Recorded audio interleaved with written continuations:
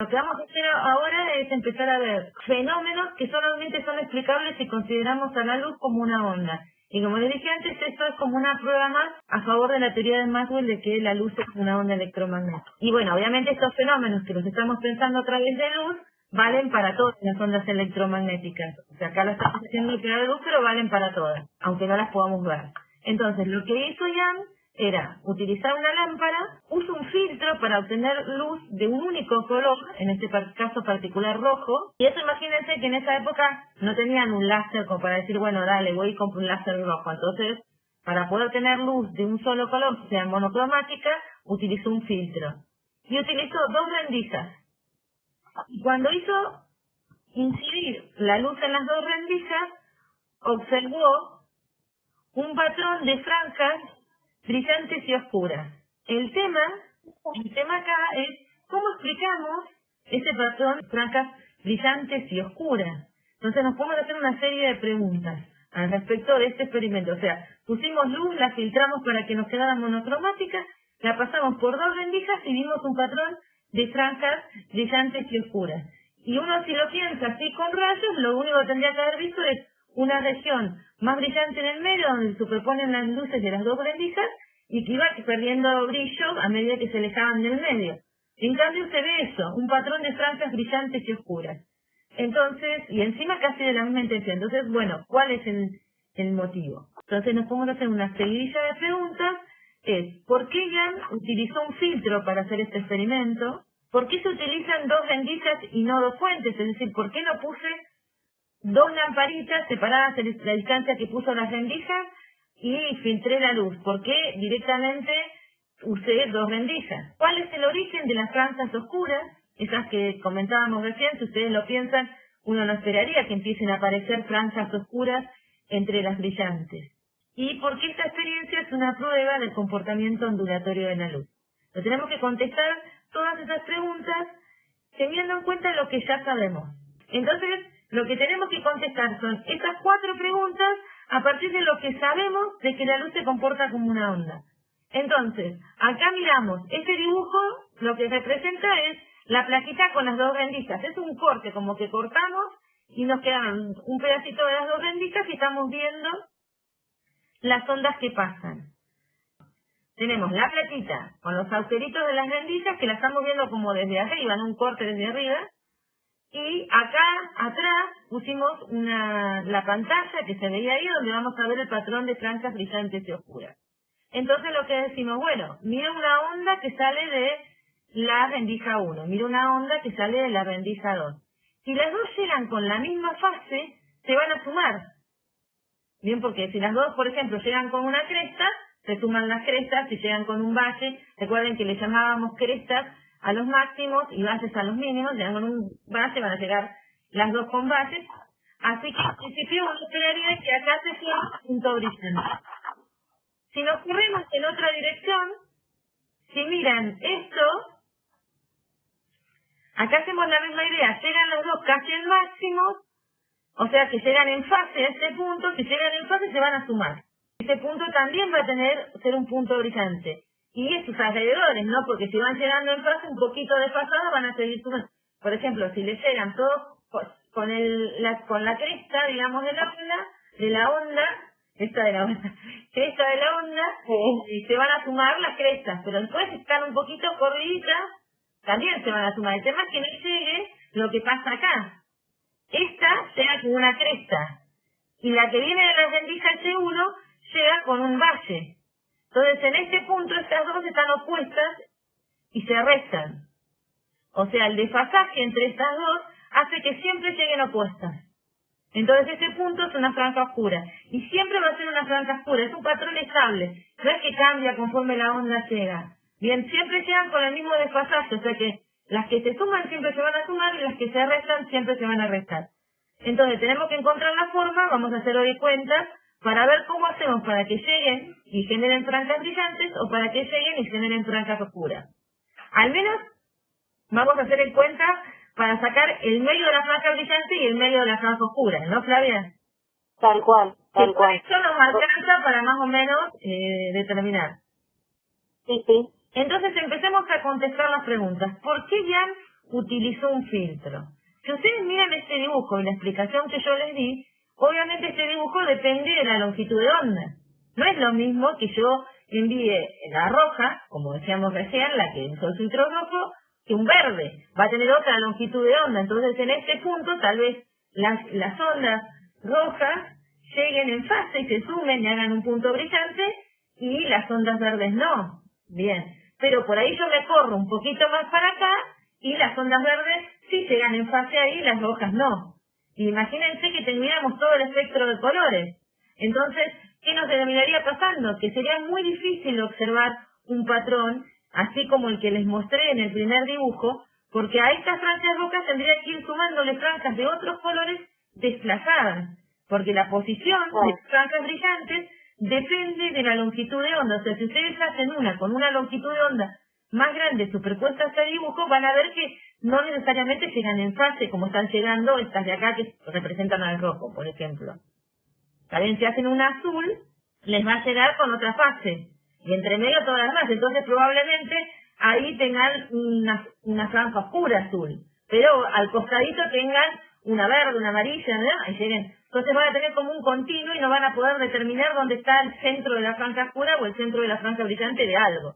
Va a ser un patrón que lo van a poder caracterizar con mucha dificultad. Y además, porque quiere estudiar la interferencia de ondas. Entonces, ¿qué pasa? Si yo dejo todas las luces, todos los colores, no filtro, se van a interferir todas. Al generar un patrón todo mezclado, yo no voy a poder estudiar la interferencia. Sí, voy a tener una mezcla ahí. Entonces, si yo quiero estudiar las características de la interferencia, tengo que limpiar lo más posible ese patrón. Entonces, ¿qué hace? Filtra y se queda con una única longitud de onda. Entonces acá les queda porque se interfieren ondas monocromáticas de la misma frecuencia, por lo que la generó filtrando la luz blanca. No sé si se entendió de esta forma. Dice, creo que no entendí. ¿Tienen que tener la misma longitud de onda para que se sumen? Sí, tienen que ser de la misma frecuencia. Tienen que ser. Claro, para poder ver un patrón de interferencia como el que vamos a esperar ver, vamos a necesitar que tengan la misma longitud de onda. Eso no quiere decir que ondas de distintas longitudes no interfieran. El tema es que no vas a tener un patrón como estamos esperando tener con lo que, como estuvo Ian en su experiencia de la doble de rendija. Sí, aparte la interferencia se da rojo con rojo, verde con verde, azul con azul. O sea, cada frecuencia, tienen que ser ondas de la misma frecuencia para que se sumen o se resten. No se interfieren ondas de distintas frecuencias. O sea, no pueden hacer interferir el azul con el rojo. ¿Bien? No sirve que nosotros iluminemos una rendija con azul y la otra con rojo. Igual va a haber otros problemas además, pero en principio no serviría si nosotros lográramos hacer que por un lado fuera el azul y por el otro lado fuera el rojo. No nos serviría porque esas dos ondas no se interfieren entre sí. Claro. Se superponen, se suman las dos ondas. Y tendrían, qué sé yo, pero no generarían interferencia. Para la interferencia necesitamos la misma frecuencia o la misma longitud de onda si consideras que se están moviendo en el mismo medio. Recuerden que nosotros siempre hacemos referencia a la frecuencia porque los medios que vamos a estudiar mantienen la frecuencia constante. Entonces eso nos asegura que nunca nos equivoquemos. La frecuencia para nosotros no cambia en nuestros problemas. Se meta donde se meta la onda. Tal cual. La longitud de onda, si se mete en algún medio con índice de refracción distinto de uno, puede cambiar. Por eso siempre nos concentramos en frecuencia y no en longitud de onda. ¿Por qué se utilizan dos rendijas y no dos fuentes? Porque, fíjense, acá lo que tienen escrito, porque para generar un patrón estable en el tiempo necesita que la diferencia de fase entre las ondas sea la misma en el tiempo. Es decir, a mí no me sirve que en un momento lleguen con un desfasaje cero y las dos en cresta y se sumen y milésimas de segundo después me lleguen corridas un poco y después me lleguen con cresta y valle y se resten. O sea, yo necesito que ese punto oscuro se siga viendo oscuro mientras estoy trabajando, ¿bien? Necesito un patrón que se mantenga estable en el tiempo. Entonces, la diferencia de fase de las dos ondas que yo voy a hacer interferir no puede cambiar con el tiempo. Eso significa que las fuentes son coherentes, ¿bien? Pero para obtener fuentes coherentes, es decir, que mantengan la diferencia de fase, es difícil hacerlo con dos fuentes que sean distintas. No lo podemos lograr con dos láseres. Ahora sí lo podemos lograr con, por ejemplo, un solo láser y rendijas, o un láser sobre superficies, que después lo vamos a ver en la clase del jueves.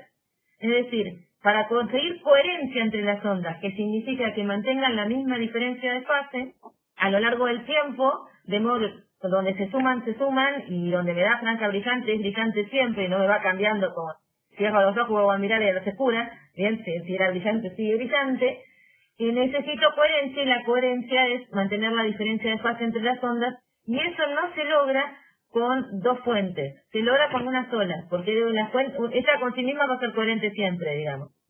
En general, las fuentes lo que hacen es emiten con un cierto desfasaje, y después de un tiempo aleatoriamente cambian su desfasaje. Entonces, por supónganse, salen con cresta y después de un tiempo cambian y salen un poco diferidas. Pero ese desfasaje que se les produce, que empiezan a salir, al ser la misma fuente, es la misma para las dos ondas. Entonces yo aseguro que siempre lleguen igual a los puntos que calculé. Si a los puntos que estoy mirando en la pantalla. Se igual en el sentido de que van a llegar con la misma diferencia de fase, se van a sumar o se van a restar o van a hacer lo que hacían cuando hicimos la cuenta. En cambio, si son dos fuentes distintas, por ahí estaban llegando entre las dos con una cresta, y de repente una aleatoriamente cambió su fase y empieza a llegar de repente una con un base. Bueno, ahí se restan. Y ahí la franja oscura, la franja brillante se convirtió en oscura aleatoriamente porque una de las fuentes cambió su fase. Entonces, para evitar eso, para poder obtener fuentes coherentes que mantengan a lo largo del tiempo la diferencia de fase, lo que se hace es dividir la luz que viene de una única fuente. ¿Cuál es el origen de las franjas oscuras? ¿Qué dirían ustedes que es el origen de las franjas oscuras? Después de todo lo que charlamos. Donde se cancelan las ondas, dicen. Donde se interfieren destructivamente. ¿Está bien? O sea, uno entiende. En criollo está bien, digamos, como hablamos nosotros. En criollo está muy bien. Sí, no, para decirlo con más... Para que siguieron, claro, dice Rafa, para que siguieron. El origen es la interferencia de dos ondas con distintas fases. La suma de dos ondas con distintas S.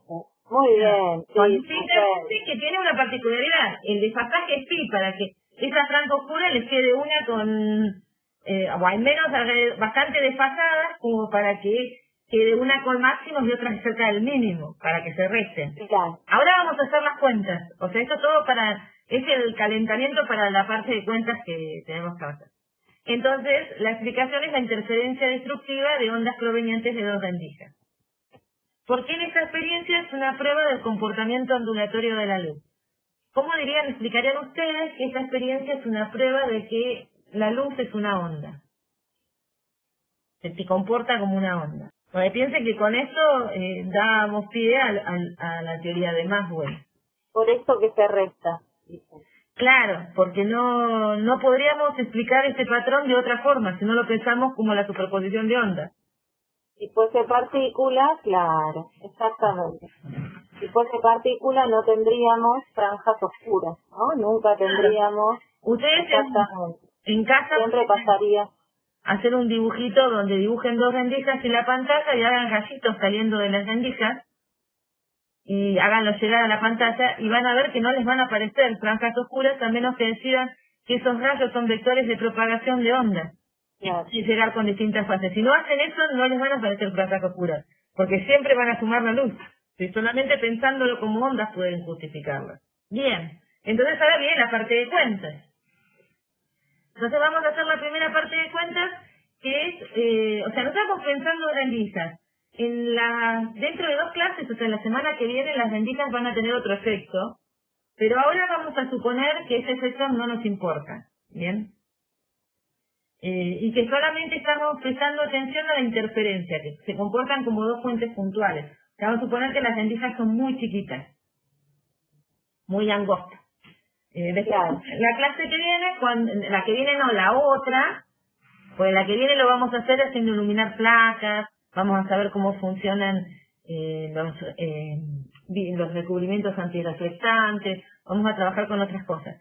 Pero la clase que sigue, que vamos a ver difracción, vamos a jugar también con rendijas y vamos a tener que ver que hay otro efecto involucrado. Por ahora vamos a suponer que es suficientemente chiquita como para que ese efecto no nos importe. Entonces, o al menos que tiene las dimensiones adecuadas para que ese efecto no nos importe. Nos vamos a preocupar porque esas dos fuentes luminosas son coherentes.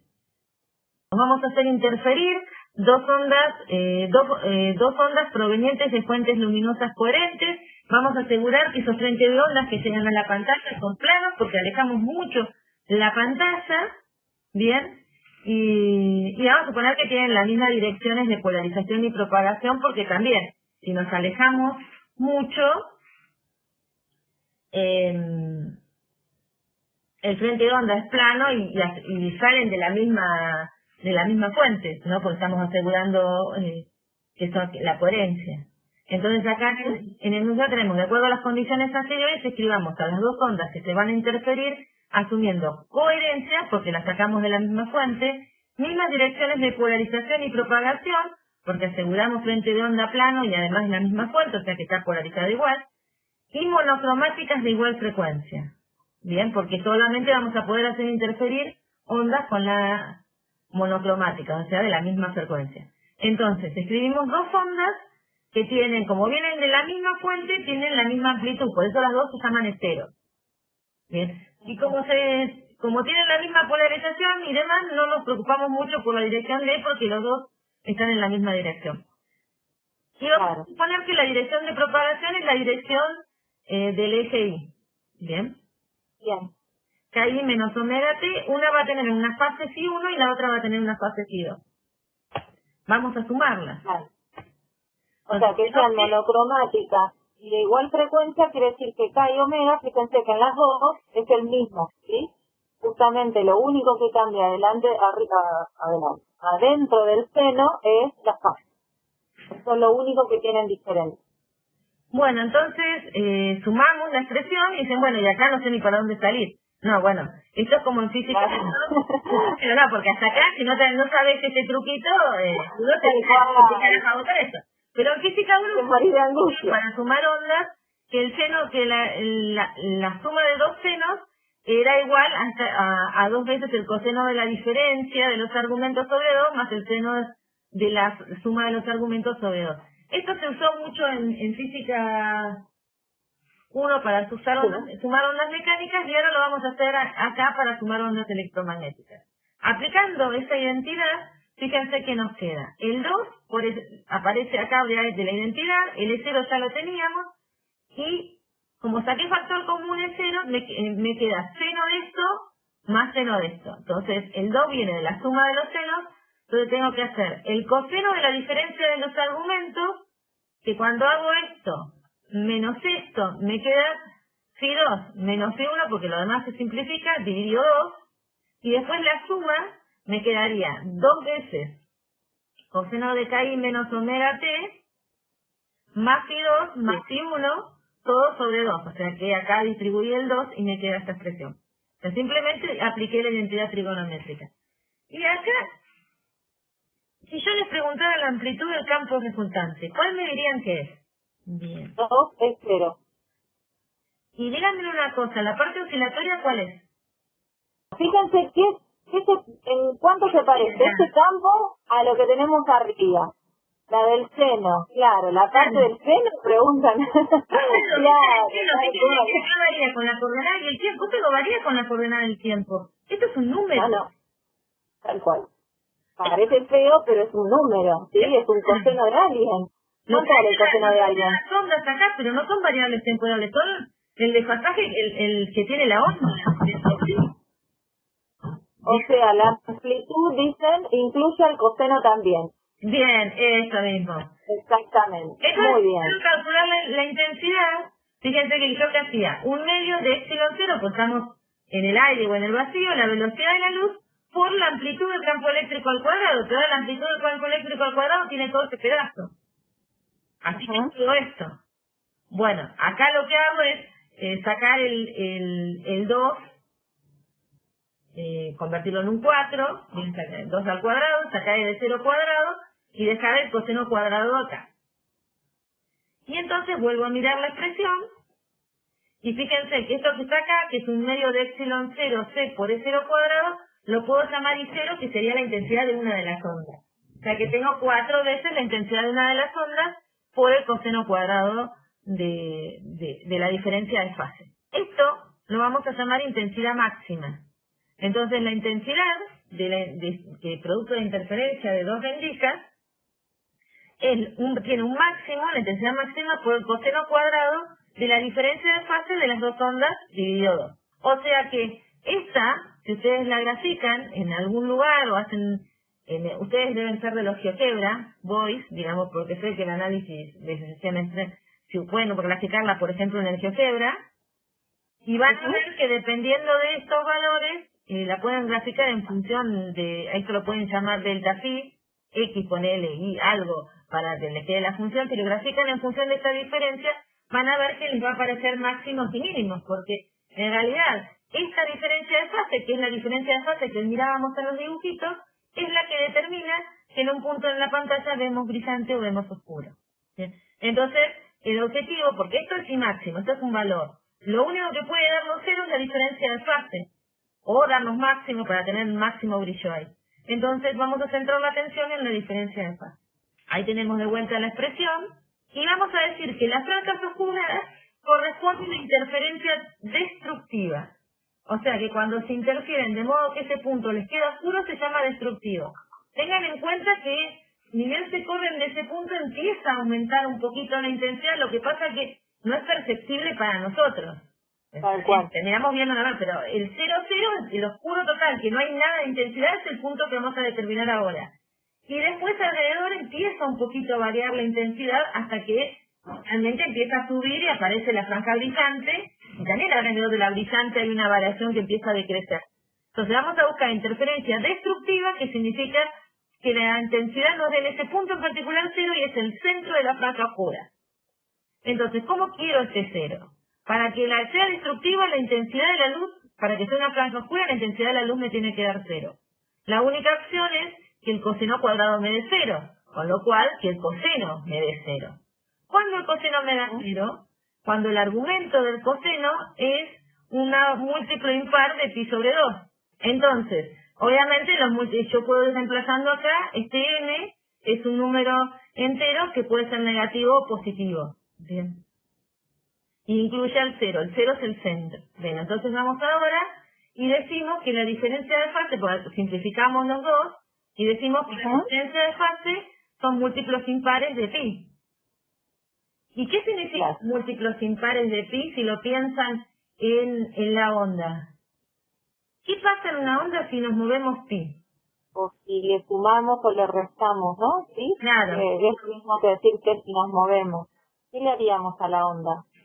Que al argumento de la función oscilatoria le sumamos o le restamos pi, ¿no? Porque si no sería como media vuelta más, dicen. Claro, la corren en media longitud de onda. Y eso significa que, por ejemplo, si llegaba con un máximo, o sea, acá les está diciendo que si una llega con el máximo, la otra viene corrida en media longitud de onda, tiene que llegar con un mínimo. Claro. ¿Sí? Esto de la fase se puede pensar como por dónde arranca la onda, ¿no? O dónde llega, depende del lado que les guste más, ¿sí? Pero por ahí es más fácil pensarlo como de un extremo. Entonces, por ejemplo, si una de las ondas arrancó con un 0 y la otra está desfasada en pi, la otra les está arrancando por ahí, digamos, puede ser con un 0 también, pero del otro lado, invertida. O sea, la primera era con un 0 que iba para arriba y la otra es con un 0 que va para abajo. Entonces es como que te la corrió exactamente en la mitad de lo que sería la longitud de onda, ¿se entiende? Acuérdense que la longitud de onda iba entre dos máximos, entre dos crestas o entre dos valles. Entonces yo la corrí, sí, le corrí la mitad a una de las ondas. ¿Sí? ¿Eso se entiende? Acá no podemos dibujarles, chicas, si no les traje un dibujo. No, ahí está, sí, no, dice. Ahora, por ahí cuando lo dibujemos, lo volvemos a... Hay algún dibujito de esto, no. O podemos volver al que tenía... Este. Este de acá, es como... El que se sumó con oscuras. Claro, este de acá abajo. Que llega con un mínimo, está corrida en pi sobre 2 respecto de esta. En pi. Pero en pi respecto de esta. Claro. Está en una base y esta está en una cresta. Es correr esto En pi es correr media longitud de onda, es pasarse de acá a acá. Claro. Acuérdense que una longitud de onda es la distancia, por ejemplo, entre dos crestas o dos valles. Así que si elijo esta cresta y me corro media longitud de onda, paso a estar acá. Y sería pasar este caso, a que la onda de abajo llegue desfasada. Ahora vemos bien cómo se produce ese corrimiento, bien que es lo que están mostrando estos dibujos. Por ahora estamos poniendo las condiciones para que eso ocurra. Vamos por pedacitos, sumamos las ondas, encontramos una expresión para la intensidad y encontramos las condiciones de interferencia destructiva.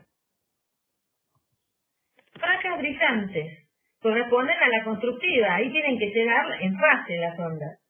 Entonces, ¿qué esperamos? Que la intensidad sea máxima. Eso quiere decir que el módulo de este coseno nos dé 1. Acá no nos importa si igual está al cuadrado, digamos. Ponemos las barras de valor absoluto porque el cuadrado siempre nos va a dar positivo. Bien, la intensidad es una magnitud positiva.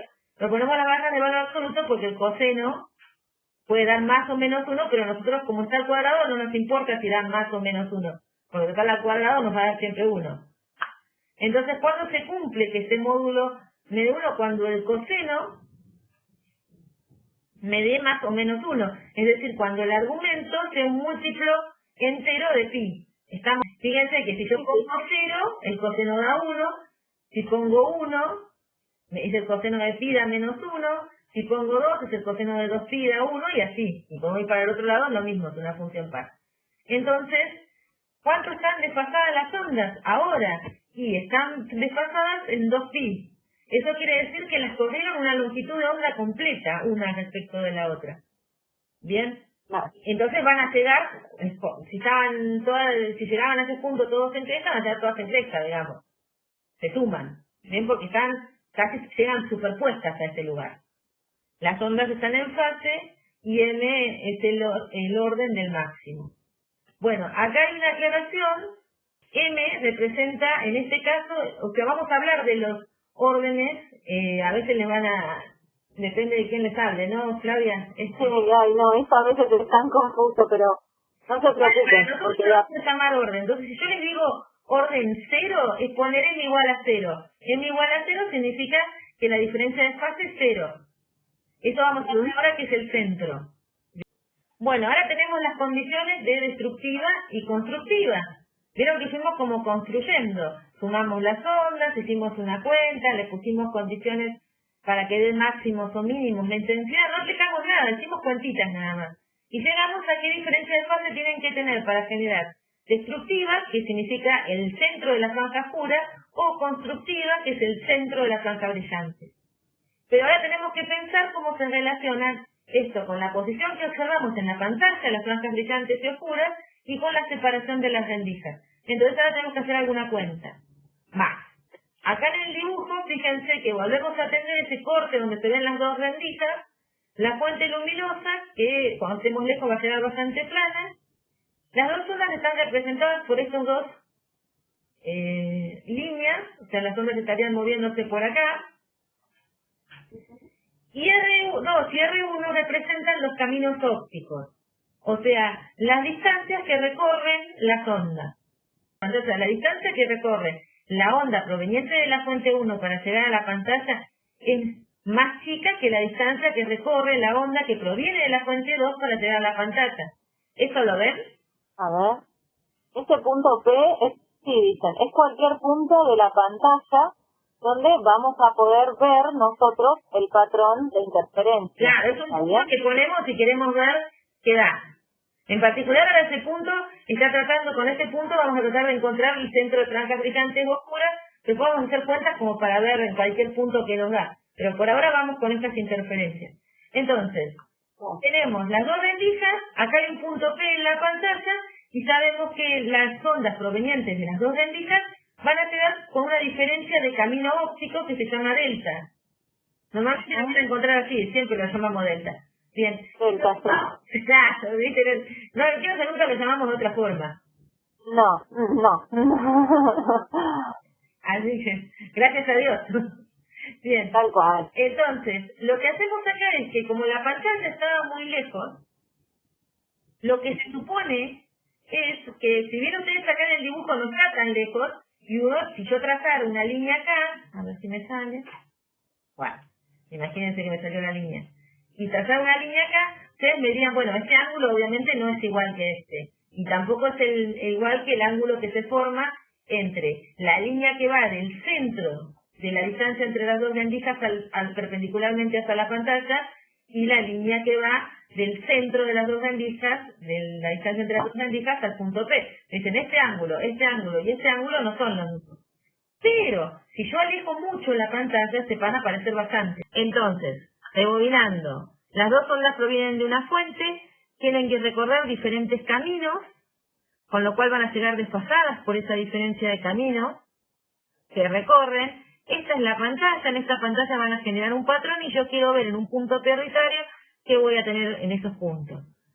Hago una construcción en donde puedo ver mejor que la pantalla está muy alejada, y si la pantalla está muy alejada, yo puedo decir que este ángulo, también puedo decir, es igual a este, y es igual también a este ángulo que se forma acá, o sea que estos tres ángulos son iguales, con lo cual este también va a ser igual a este, entonces puedo escribirte con trigonometría, con la definición de seno, esta distancia, que es la distancia del camino óptico. Entonces lo logré. Tengo el camino óptico. Pero bueno, ahora yo lo tengo que convertir en desfasaje, porque mis condiciones están escritas en función del desfasaje. ¿Cómo lo escribo? Fíjense en cómo lo hago. Esta es la diferencia de camino. Si yo lo divido por lambda, me daría como la cantidad de longitudes de onda que tengo en ese camino. Por ejemplo, si yo tuviera ese camino me diera 3 medios de lambda, cuando lo divido por lambda me da 3 medios de, que sería la cantidad de longitudes de ondas que tendría. ¿Cuántas longitudes de onda me metió? Y 3 medios. Ah, buenísimo. Y si lo multiplico por 2pi, en realidad me dice cuánto angularmente tengo. ¿Bien? Entonces, porque d seno de tita es una medida de longitud, ¿sí? Ustedes si se fijan, ¿qué unidades tendría esto, no? Es una diferencia de camino. Diferencia de camino, y tengo d, que es una distancia entre las dos rendijas. Seno del ángulo, el seno de un ángulo no tiene unidades. Entonces eso nos quedaban unidades de longitud. ¿Está bien?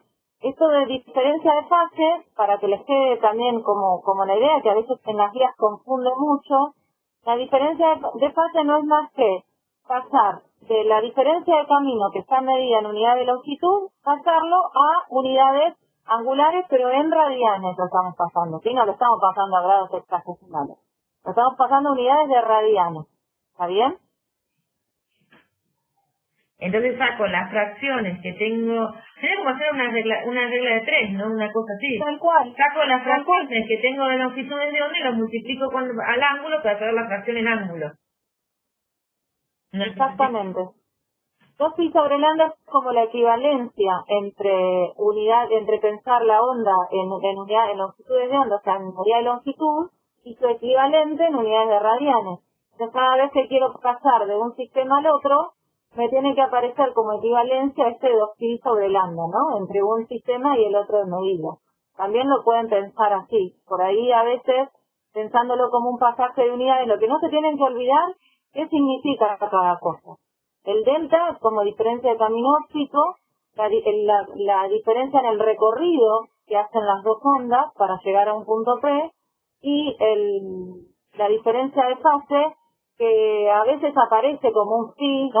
A veces le ponemos phi, ¿no, Mari? En vez de así, pi 2 menos pi 1, le ponemos solo phi. Sí, sí. O delta phi. Claro. Claro. O delta phi. Claro, tal cual. La diferencia de fase no es más que pasar esa diferencia de camino a unidades angulares, en radianes. Bien, entonces, si la condición es destructiva, la diferencia de fase angular, pará. Está todo acomodado, fíjate, reemplacé el seno de tita, el lambda sobre 2pi en esta expresión, simplificado, claro. Mientras que, como siempre, porque en el pizarrón hacíamos una cosa. Sí, nosotros llegamos. Entonces, fíjense, de este lado les quedaría de seno de tita lambda 2pi. Los pi se simplifican, entonces lo pasamos dividiendo y la lambda multiplicando. Entonces les queda esto, que para que tengan interferencia destructiva, la diferencia de camino tiene que ser un múltiplo impar de media longitud de onda. ¿Es cierto? Claro. Yo aquí coincido, jaja, pero se ríe, no sé qué quiere decir esto. Fíjate que media longitud de onda era lo que estábamos buscando hoy. La corrimos en media longitud de onda, quiere decir que si venía con un máximo, lo corrí media longitud de onda, era un mínimo destructivo seguro. O sea, si una claro, llega con un máximo a ese punto, la otra llega con un mínimo, se necesitan. Siempre vienen con signos cambiados a ese punto. O si no están en un máximo, están en un valor positivo, la otra va a estar seguro en un valor negativo. Siempre se van a necesitar. Claro, fíjense que acá la condición que nos está quedando, esto del seno de tita, es esto que les digo, estamos encontrando una condición ahora para una diferencia de camino. Porque estamos teniendo una condición para una diferencia de camino, justamente me tiene que quedar expresada ahora en unidades de longitud, me tiene que aparecer lambda, porque esto tiene unidades de longitud, ¿sí? Yo siempre les voy a hacer un poco de hincapié en vuelvan a las unidades, porque es común que acá se mezclen estas cosas, porque a veces, como aparecen esto del seno de un ángulo, bueno, a veces se mezclan con a qué lo tengo que igualar, ¿sí? Pero si se acostumbran a pensarlo en qué unidad tengo esto, del otro lado de la igualdad tengo que tener la misma unidad, no puedo mezclar unidad de longitud con unidad de radianes, ¿sí? Entonces, no es más que la misma expresión que teníamos arriba, pero pasado a pensarlo en cuanto a la diferencia de camino óptico, o sea, pensándolo en unidades de longitud, ¿sí?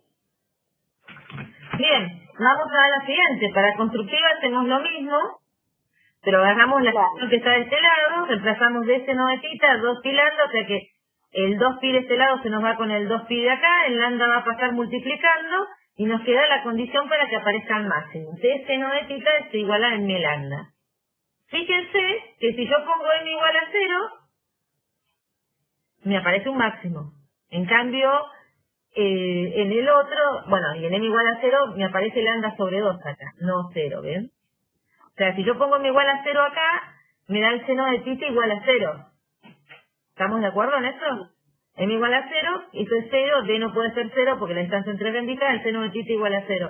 ¿Y el seno de tita igual a 0 a qué corresponde? ¿Dónde estaría este punto en la pantalla? En el centro de la pantalla, pero en el eje.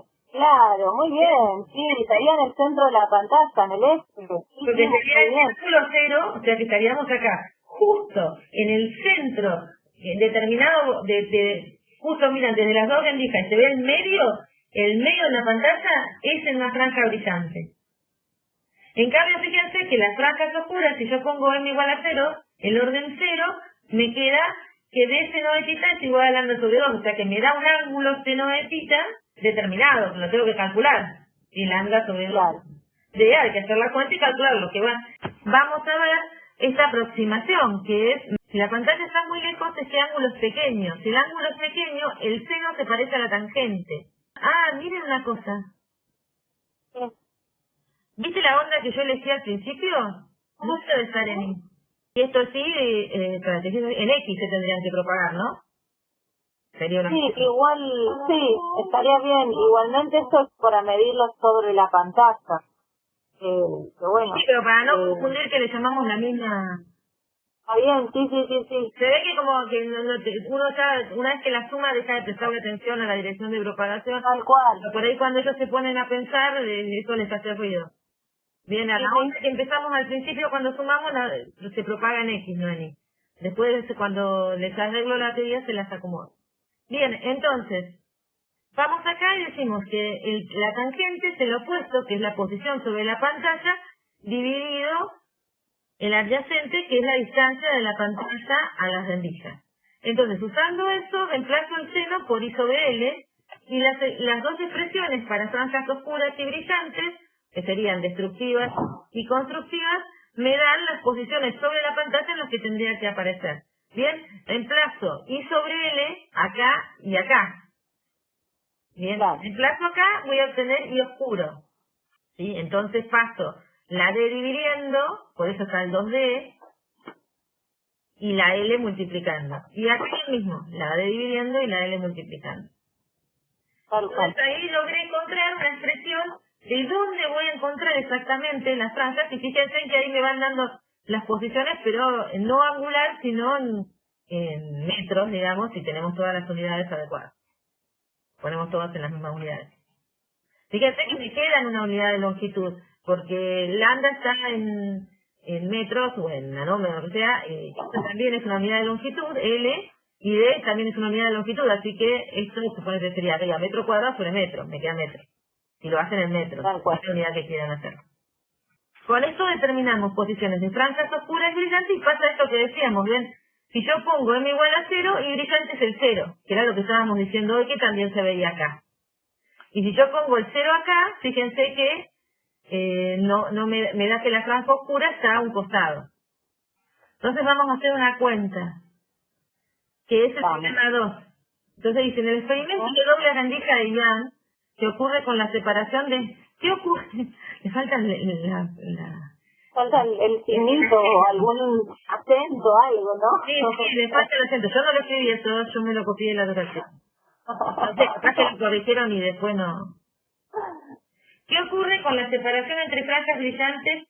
Sí, justificar la respuesta. La separación entre las rendijas aumenta, la longitud de onda de la luz disminuye, la distancia entre las rendijas y la pantalla aumenta. O sea, si variamos de lambda y L. Recuerden que en las expresiones acá, fíjense que me quedaron en función de la longitud, la distancia y la longitud de onda. Entonces, miremos de quiénes me están preguntando. Me están preguntando acerca de las franjas brillantes. Pero no me preguntan la posición de la franja brillante, me preguntan la separación entre franjas. Entonces lo que yo tengo que hacer primero para poder contestar es determinar la separación entre franjas. Entonces, la franja brillante me quedaba ubicada así, esa era la ecuación que tenía hoy. O sea que la separación entre franjas yo la calculo entre una franja y la siguiente. Es decir, poner n igual a un valor y el m más 1. ¿Quién que es la de al lado? Entonces hago m más 1 menos n me tiene que dar la separación entre dos franjas próximas. Entonces, hago esta cuenta, reemplazo la de m más 1, reemplazo la m y esta es la separación. Entonces, la primera pregunta que les puedo hacer, que no están dentro de las tres que tengo que contestar, pero se puede hacer, es si las franjas están equiespaciadas, si están siempre a la misma distancia. ¿Qué opinan con ese delta I que les dio ahí? Equiespaciada significa que entre la primera franja brillante y la segunda tengo una determinada distancia, ¿no? Pero entre la segunda y la tercera tengo la misma distancia. Entre la tercera y la cuarta tengo la misma distancia. Eso significa equiespaciada. Que siempre tengo la misma distancia, no importa entre qué franja y qué franja la esté midiendo. ¿Sí? Por las dudas. ¿Pasa eso acá o no? ¿O no saben cómo darse cuenta? No sé, bueno, puede ser que no saben. Están siempre a lambda por L sobre D. Claro, buen punto. Están siempre a lambda por L. Y lambda, que es la longitud de onda de la luz con la que estamos haciendo el experimento. L, que es la distancia entre las rendijas y la pantalla. Y D, que es la separación entre las rendijas. ¿Son constantes en el experimento que hacemos? Bien, esos parámetros no varían. Sí, son constantes, exactamente. Entonces, eso para nosotros es un número, es un valor que va a ser siempre el mismo. Con lo cual esto nos hace ver que sí, estas franjas están equiespaciadas. ¿Sí? Así que este parámetro brillante oscuro, brillante oscuro, brillante oscuro que vamos a ver, o que veríamos si podemos hacer el experimento, la separación entre las dos brillantes, y si hablarían con las oscuras les pasaría lo mismo, ¿sí? Les da siempre la misma separación. ¿Está bien? Esto es súper común que les pregunten o que les pidan que demuestren que están equiespaciadas, o que contesten si pasa o no pasa. Así que ustedes tienen que hacer, para ver si están equiespaciadas, la diferencia entre la posición de una franja, en realidad entre la siguiente y la franja, o entre la franja y la anterior, eso como lo quieran hacer. Acá Marisa hizo entre la siguiente, por eso hizo el m+1, menos la posición de la franja, ¿sí? Iba a dar lo mismo si yo decía entre m y m-1. Sí, tal cual, es lo mismo. Por eso les digo, es lo mismo. Escriben bien todo lo que conocen, ahí lo único que el único dato es hacer distribuir ese paréntesis, ¿no? Lo que tiene M se les va, entonces por eso les queda el lambda L sobre D. Y todos esos parámetros son conjuntos, ¿está bien? Pero este procedimiento siempre para ver distancia entre franjas o comprobar que estén equiespaciadas o demuestre que están equiespaciadas, bueno, todas esas cosas que les van a preguntar se harían así. Sigamos un poquito más. ¿Cómo respondemos Vale. las preguntas? Porque ahora tenemos la distancia. Entonces tenemos que ir contestando ahora. Mirando esa expresión podemos decir qué le pasa a la distancia entre franjas si aumentamos D. La distancia entre las rendijas. Claro. ¿Qué pasa si aumentamos la distancia entre las rendijas? Van a estar más cerca, dicen. Bien. Y si las alejamos mucho, ¿qué va a pasar? O sea, si D es muy, muy grande, muy grandota, las rendijas están súper separadas. ¿Qué pasa con esta expresión? Da cero. Tiende a cero. Entonces, si están muy separadas, casi no se van a interferir. Vamos a terminar viendo el punto de una de las rendijas. Claro, van a llegar todas juntas a ese lugar, ¿sí?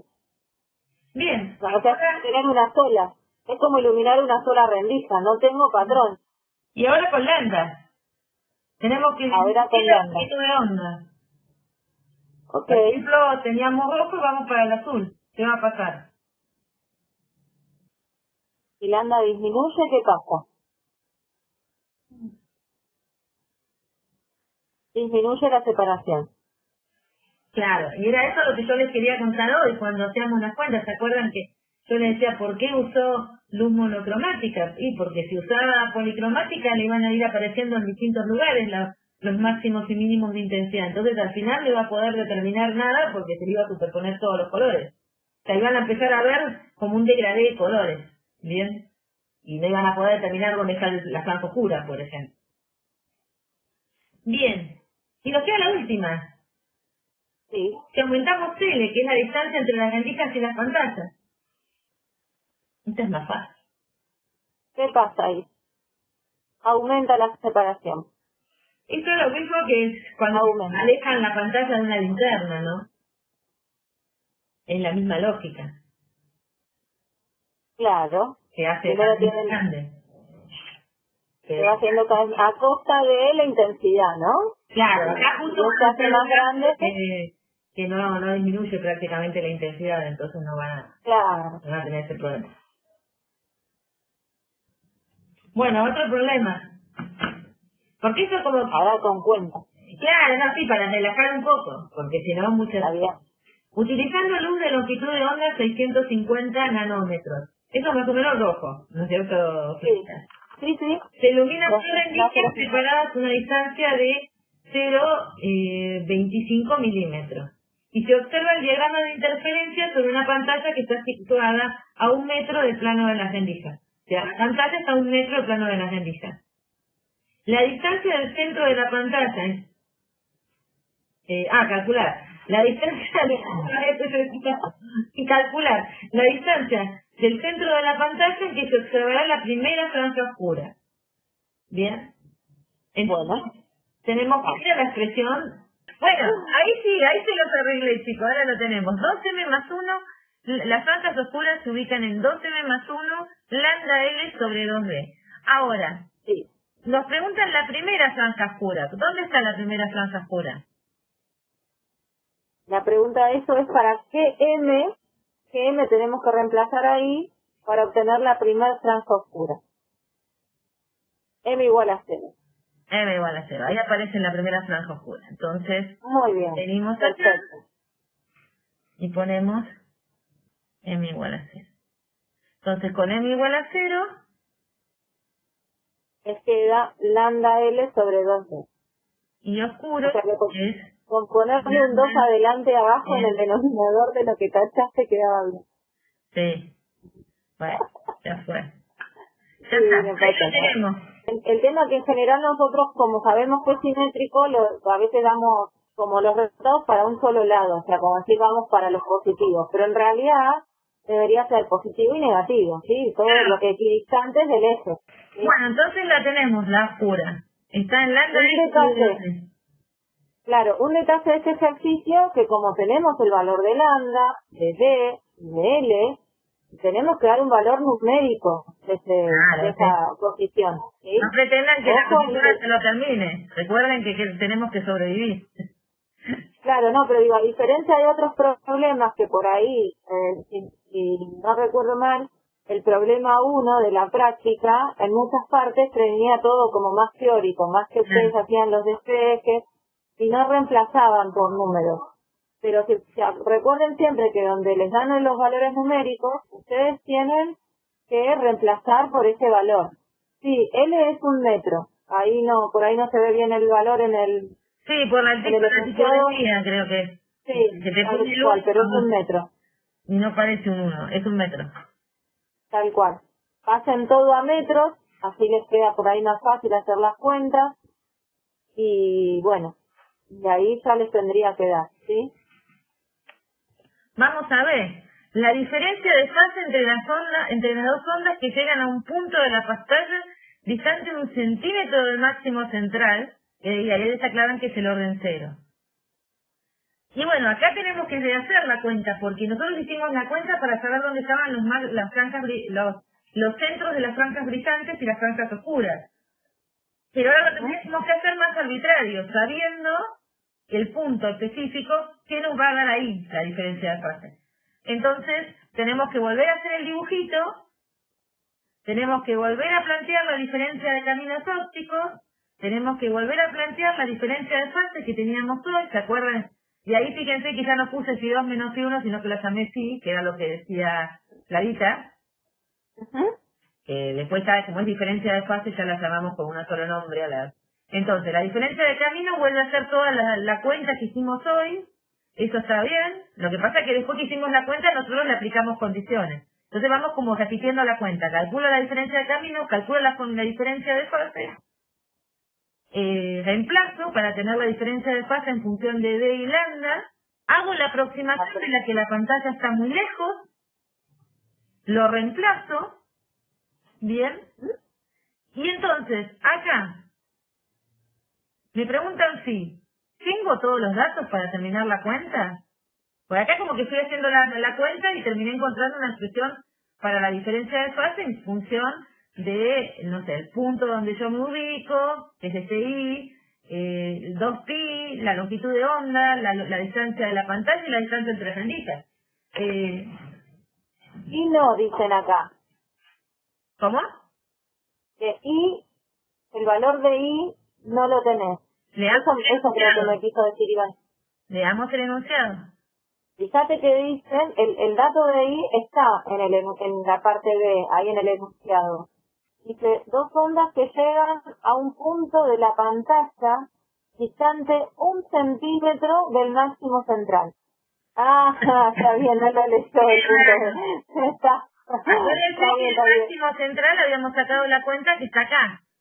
Acá está el orden 0, ¿sí? Así que nos están diciendo un punto tal vez que esté por acá, o que esto vale 1 centímetro básicamente. Claro. Que escribo con la que es más fácil. Porque a mano... O sea que el valor de I nos lo están dando, ¿está bien? Así que entonces, a D lo tenemos, porque es la misma distancia entre las renditas. Ahí lo tenemos, bueno, 2pi lo conocemos, la longitud de onda la conocemos y L lo conocemos. Así que sí, conocemos todo, ¿sí? Para poder calcular esta diferencia de fase. Y una vez que hacemos la cuenta, ¿alguien la quiere hacer? Y dice, puede salir un número grande. A mí me da 24,17 aproximado. No sé si a ustedes les da lo mismo. O sea, esto está en radianes. ¿Sí les dio eso? Bien. Seguimos. Bueno, acá quedó tapado por el dibujo y no lo puedo correr ahora, pero dice la distancia entre franjas brillantes sobre la pantalla. Ahora sí son las brillantes, Clarita. Ahora sí, vamos. Ahora hoy, ¿no? El delta, la distancia entre franjas brillantes es hacer la franja brillante M más 1, que es M más 1, lambda L sobre D, menos la franja anterior, la M. Bien, esta cuentita la hicimos hace un rato. Bien, por ahí de este problema es que uno se acostumbra demasiado a calcular las franjas brillantes y las oscuras, los centros de las franjas brillantes y los centros de las franjas oscuras, y después cuando te preguntan en un punto arbitrario pensás, no lo sé hacer. Claro. En realidad no es Tal difícil cual. hacerlo, por eso es bueno hacer este problema. Bueno, fíjense, ¿por qué no utilizar luz blanca en esta experiencia? Es la pregunta. Entonces ahí, fíjense que lo que están mostrándose son los patrones que corresponderían a una región de la pantalla. ¿Ven que están todos? El centro siempre es el mismo para todos. Entonces imagínense que acá tenemos la mitad.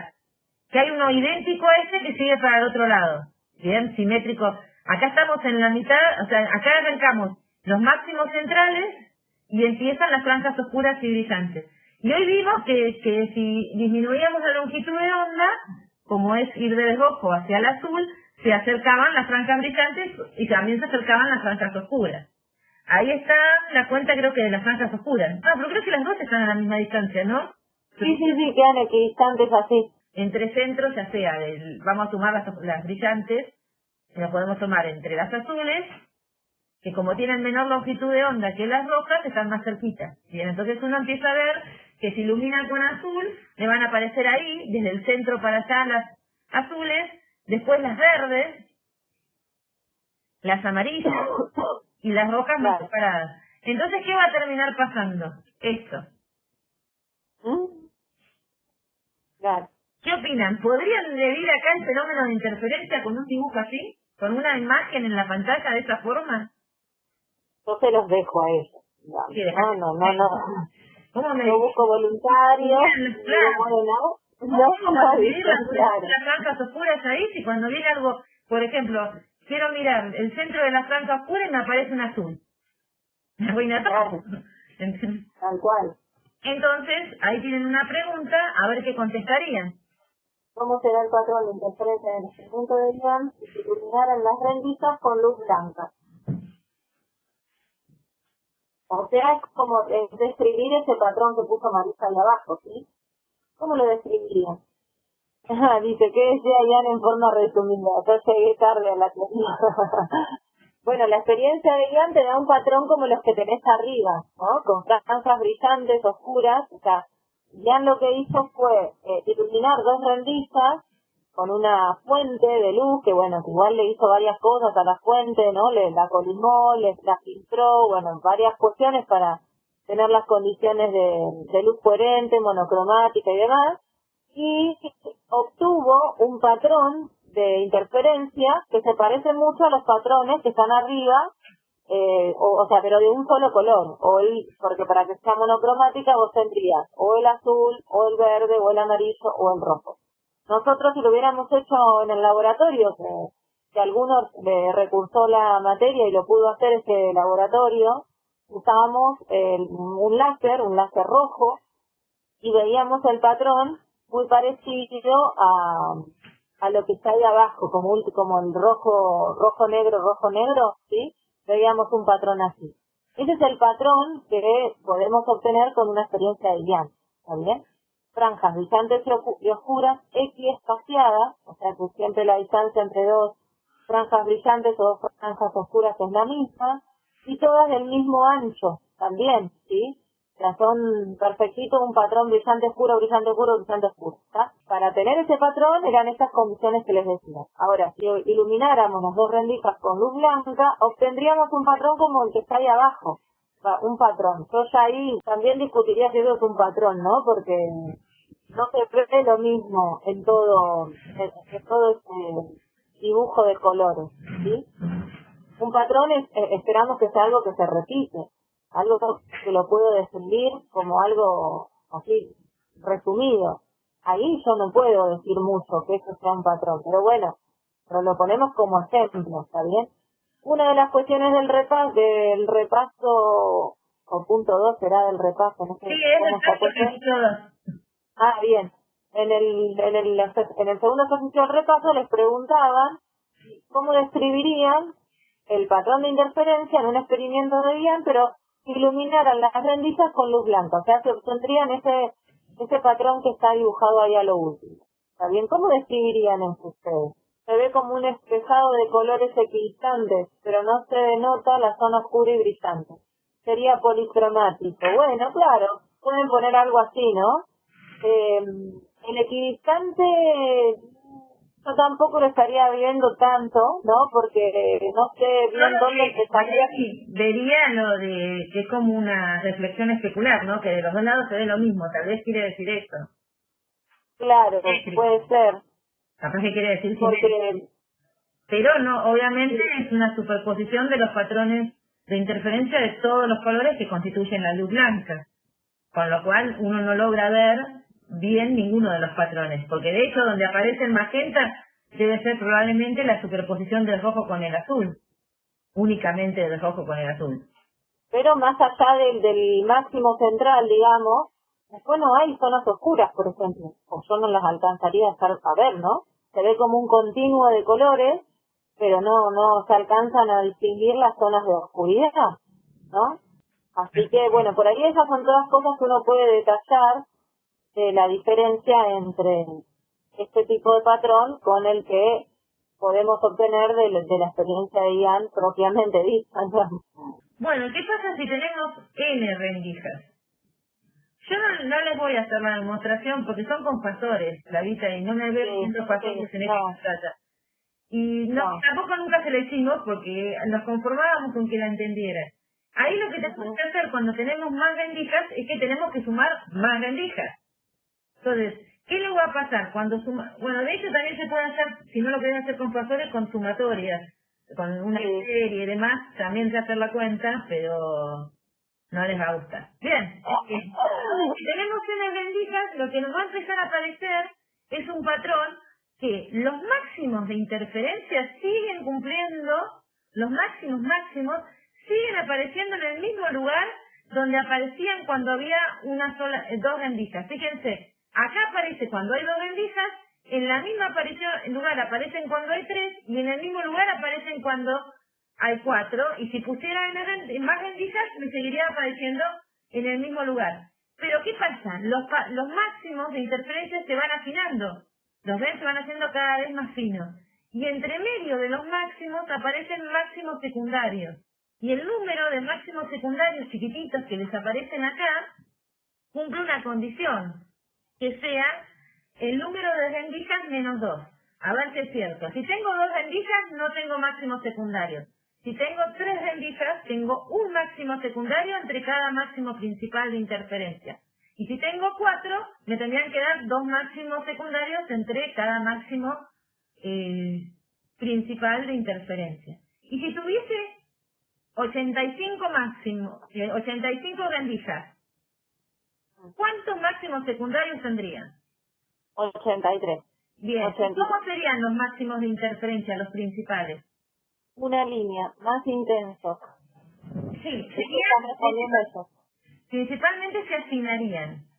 Y eso es lo que uno usa cuando usa lo que vamos a ver más adelante, que son las redes de difracción, que en realidad son redes de interferencia, que son muchas rendijas para hacer pasar luz de fuentes, porque eso que hace que se afinen los máximos. Entonces, no es lo mismo ver esto, lo que representa acá, está bien, acá no sé, no debo tener ningún dibujo que me lo... no.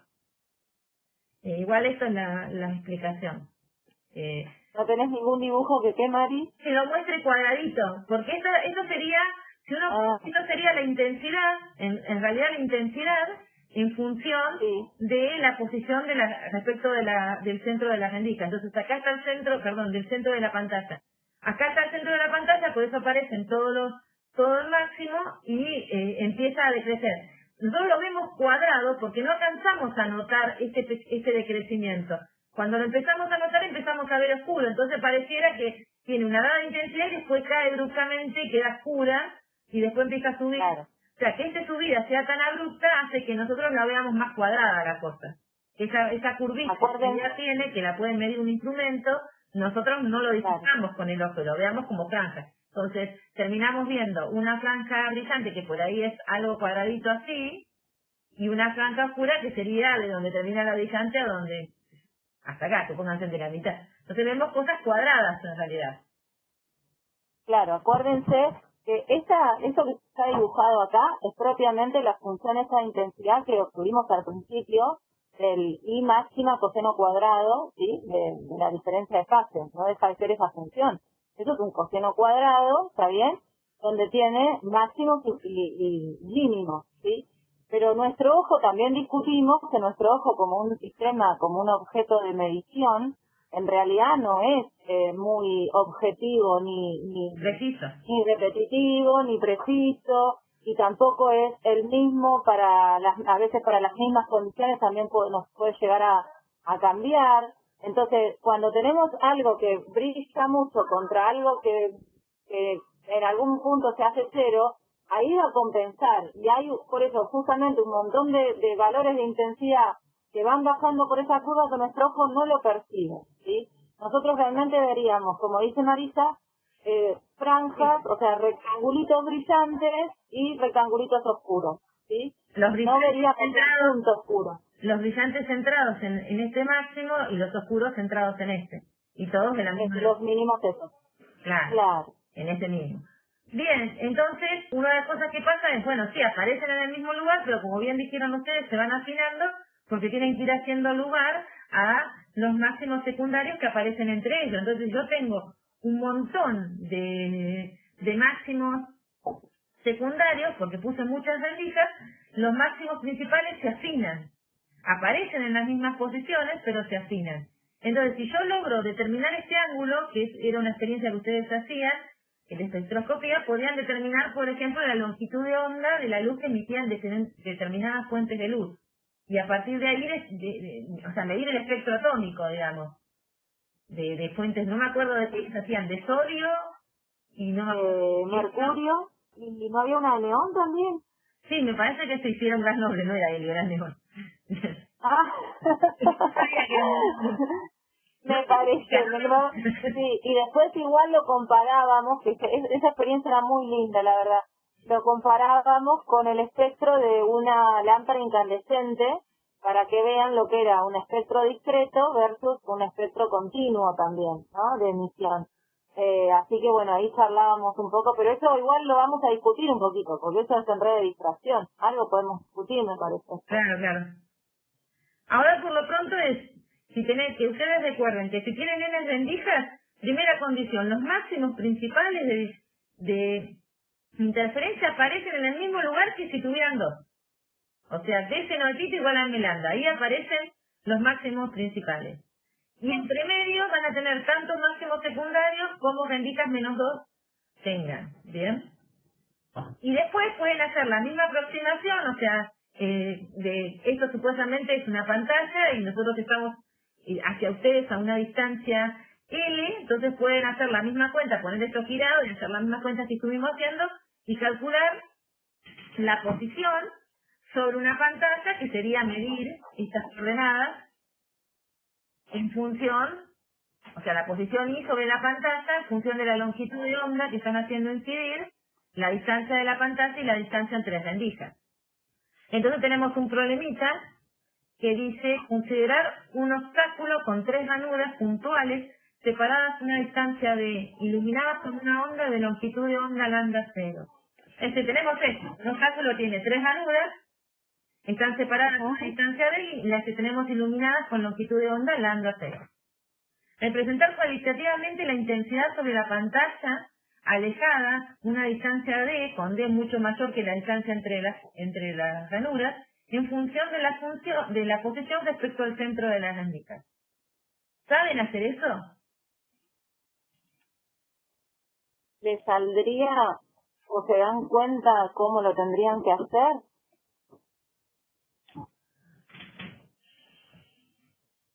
Véanlo bien tranquilos de vuelta y nos dicen, mientras tanto, Mari, acá surge la pregunta si van a poder hacer ellos los laboratorios. No. Porque dicen que en otras materias los hacen cuando vuelvan a clase. Lo que pasa es que no es seguro cuándo van a volver a clase. Claro, yo le decía que creía que no.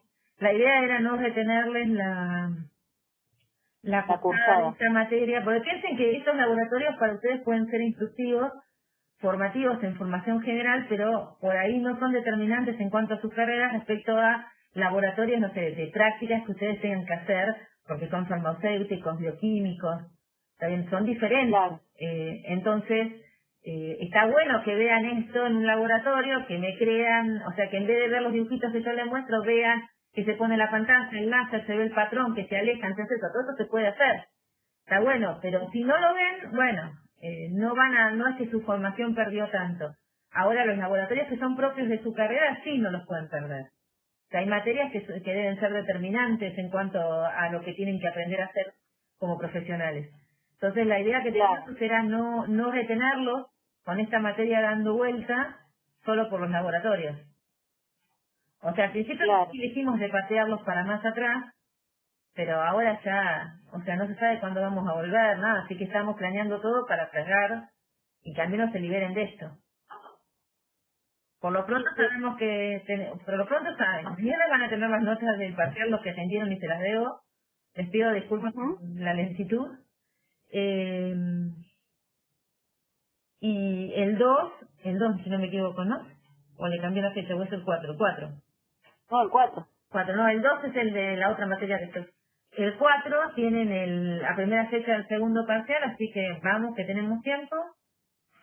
Y bueno, tenemos que definir bien cómo va a ser la evaluación de la parte teórica, pero eso de cuanto sepa algo les aviso, como esté definido les aviso. Bien. Bueno, acá nos dicen que no les sale, no saben o no entienden cómo plantearlo. Bueno, vamos a empezar. ¿Quieren la intensidad? O sea, I sobre la pantalla, bien, alejar una distancia D, con esa distancia mucho mayor que la separación de las rendijas. Y en función de mirando en un dibujo, vamos al dibujo que teníamos hoy atrás, no, este justo no, está mucho atrás, sería ver el patrón acá. Esta es la pantalla, en vez de L está separado de, y acá hay muchas rendijas, acá hay 3 rendijas en lugar de 2. Y entonces queremos trabajar con esta lógica. Entonces queremos ver el patrón acá, en esta pantalla. O sea, lo mismo que hicimos para 2 rendijas, pero para 3. Claro. Entonces, sabiendo que el patrón de esto. Claro. El de arriba es el que correspondería a 2. ¿Estás de acuerdo en esto? Es lo que veríamos, las franjas brillantes y oscuras, con eso de que el ojo no detecta tanto cuando empieza a decrecer ni cuando empieza a crecer, entonces le queda medio cuadradito. ¿Estamos de acuerdo en esto? Claro. Cuando te piden representar cualitativamente la intensidad, te están diciendo que hagas un gráfico de la intensidad en función de la posición, como dice abajo, respecto al centro de las rendijas, ¿sí? Pero que no es necesario que vos pongas valores en esto de cuánto es la intensidad. Cualitativo en el sentido de que vos puedas graficar cuándo hay máximos y cuándo hay mínimos, pero sin poner valores de cuánto vale la intensidad. Porque en realidad, fíjense que en estos gráficos que presentó Marisa, no sabemos cuánto vale la intensidad. Claro, sería como el gráfico para n igual a 3, exactamente. Pero ustedes tendrían que poder reproducir ese gráfico, ¿sí? Teniendo cuidado de esto, de que los máximos desaparecen en las mismas posiciones que para 2 rendijas, pero entre esos 2 máximos principales, por decirlo de alguna manera, hay un máximo secundario. Acá lo que les digo, porque tienen n igual a 3. En este gráfico es una vez lambda L sobre D, acá en lugar, acá tendrían, acá en vez de la L va hasta D, y lambda se llama 0. Bien, esa es la diferencia. Claro.